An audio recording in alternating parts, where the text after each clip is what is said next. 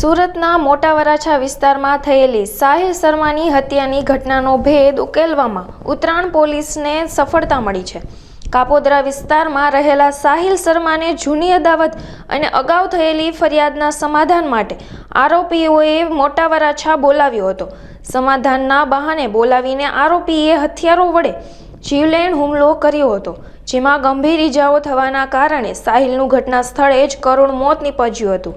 આ મામલે ઉત્તરાયણ પોલીસે હત્યાનો ગુનો નોંધી તપાસના ચક્રો ગતિમાન કર્યા હતા અને ગણતરીના કલાકોમાં જ હત્યા કરનાર શાળા અને બનેવીની ધરપકડ કરી છે.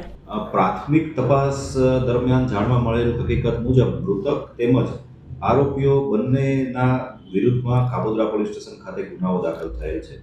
મૃતકની ભૂતકાળમાં પાસા હેઠળ અટકાયત પણ કરવામાં આવેલી તેમજ આરોપીઓ વિરુદ્ધમાં પણ વિવિધ કાયદાની કલમો હેઠળ ગુના દાખલ કરવામાં આવેલા તેમજ તેની પણ અટકાયતી પગલાં હેઠળ પણ કાર્યવાહી કરવામાં આવેલ છે. પ્રાથમિક તપાસ મુજબ આરોપી શાળા બનેવી છે અને રિક્ષા ચલાવવાનું કામ કરતા હોવાનું જાણવામાં આવેલ છે.